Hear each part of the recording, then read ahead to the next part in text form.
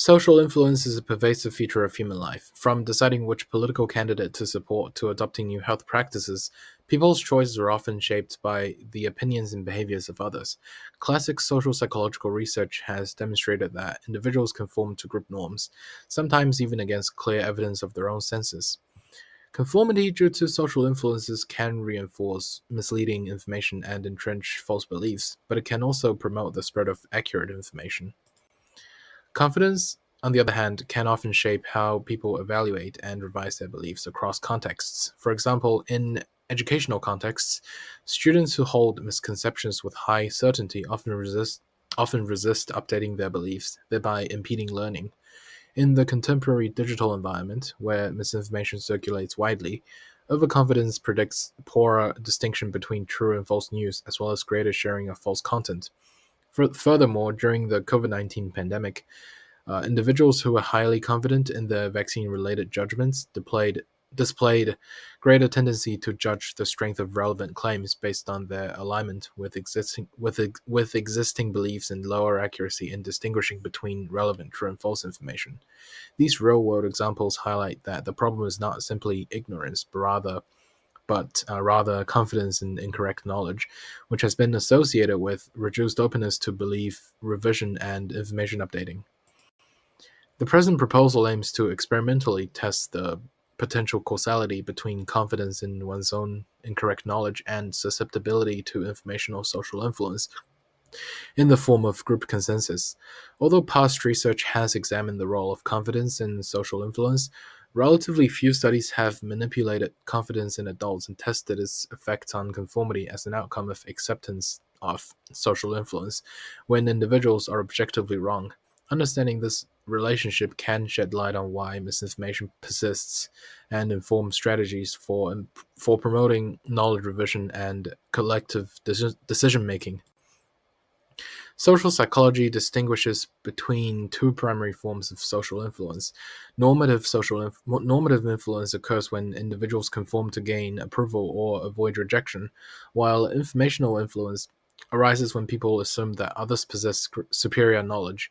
The line judgment paradigm demonstrated participants publicly aligning with an incorrect majority despite clear evidence, illustrating normative social influence. By contrast, the autokinetic effect paradigm demonstrated participants converging on a group norm under, under, under ambiguity by relying on others for accuracy, exemplifying informational social influence. These findings underscore the powerful role of group consensus in shaping individual judgments. In this framework, social influence can be defined as the process through which individuals' judgments are affected by others, while conformity can be described as the behavioral outcome of that influence. Since classic works, conformity research has expanded across cultures and contexts. A meta-analysis by Bond and Smith in 1996 suggested that conformity rates vary by cultural orientation, with collectivist cultures showing higher conformity than individualist ones. More recent scholarship highlighted conformity in digital environments, where rating systems such as likes act as consensus signals. Despite changes in context, the central principle remains: people have a tendency of adjusting their judgments based on group information. Confidence is a metacognitive assessment of how likely one is correct. High confidence signals certainty, whereas low confidence signals doubt. In group contexts, confidence shapes both susceptibility to influence and the influence one exerts. Research showed that highly confident individuals are more persuasive in group decision making, while those with low confidence are more easily swayed. Similarly, research also demonstrated that people discount advice from others relative to their own judgment, with the discounting effect increasing as self confidence rises. Works on self validation and attitude certainty showed that confidence can validate one's thoughts and increase resistance to persuasion. One of the earliest demonstrations of this relationship came from D. Vesta in 1959, who found that participants with higher confidence and stronger motivation to be accurate were less susceptible to informational influence. Although the study highlighted confidence as a protective factor against conformity, it measured confidence in a general sense rather than specifically in incorrect knowledge. Consequently, it could not determine how misplaced confidence, being sure yet wrong, affects susceptibility to social influence. Contemporary research has extended these findings into perceptual and decision-making domains. In joint perceptual decisions, participants weighed judgments according to their relative confidence, enabling groups to achieve higher accuracy than individuals. In value-based tasks, confidence dynamically modulated social learning as participants relied more on others' judgments when their own confidence was low. Together, these studies suggest that confidence is central to social influence, but they did not address how confidence in factual misconceptions moderates openness to social influence. In sum, prior research has suggested that confidence can impact susceptibility to social influence and the extent of conformity, while overconfidence is also associated with reduced receptivity to social influence. Yet, a significant gap remains. Few modern studies have experimentally manipulated confidence in adults and tested its causal effect on conformity in knowledge revision tasks with consensus cues. Moreover, while confidence has been examined in perceptual and decision domains, confidence in incorrect factual knowledge, a critical factor in misinformation, has not yet been systematically experimentally investigated. The present study addresses this gap by experimentally testing how induced confidence affects acceptance of informational social influence in the form of group consensus as expressed in conformity when individuals' initial answers are objectively wrong. Hypothesis 1. I predict that conformity rates, defined as the proportion of initially incorrect answers changed to the group consensus, will be lower on average for participants in the high confidence induction condition compared to participants in the low confidence induction condition. Hypothesis 2. I predict that confidence ratings collected immediately after the induction will be higher on average for participants in the high confidence induction condition compared to participants in the low confidence induction condition. This study will employ a between subjects experimental design. Participants will be randomly assigned to either a high confidence or low confidence induction condition. The independent variable is the confidence induction condition, manipulated through scripted feedback provided after the first administration of the 20-item psychological misconception scale. The dependent variable is conformity rates, defined as the proportion of initially incorrect responses changed according to the group consensus. The confidence induction aims to increase or decrease participants' sense of confidence in their own knowledge. The construct of interest, confidence in incorrect knowledge, in this context, refers to situations in which individuals are confident in responses that are objectively false without recognizing their own errors. In addition, to minimize normative social influence, all responses by participants will be made privately and individually, with no actual peer evaluation and no incentives tied to conformity or performance. A manipulation check will be included to ensure that the induction successfully alters confidence levels.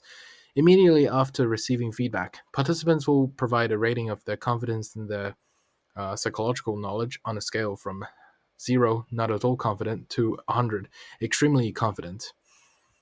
Higher ratings in the high confidence condition compared to the low confidence condition will indicate that the manipulation worked as intended. The single set of materials that will be used in this study is a 20-item psychological misconception multiple choice scale, which will include common misconceptions. Scripted feedback delivered after the first administration of the scale will be used to manipulate confidence without altering or revealing accuracy. To simulate informational social influence, participants will also be shown mock group consensus displays. For example, 4 of 4 peers chose option B, with option B, unbeknownst to participants, being the correct answer for a subset of questions they initially answered incorrectly. This operationalizes social consensus as a visible, unanimous group judgment. The study will take place in 2 phases. Participants will complete tasks in both phases individually on a computer with responses recorded privately and no actual interaction or feedback between participants.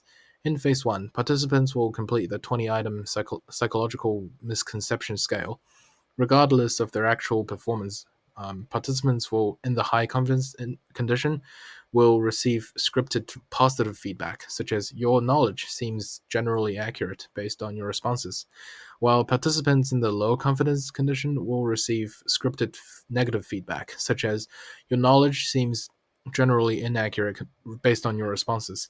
Immediately after receiving feedback, participants will provide a confidence rating in their psychological knowledge as a manipulation check.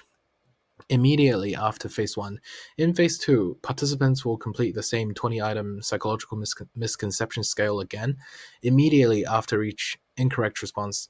Without informing them that they scored incorrectly, each participant will be shown a simulated unanimous peer consensus selecting the correct answer, after which they will decide whether to keep or change their responses. Items will be presented in a randomized order for each participant.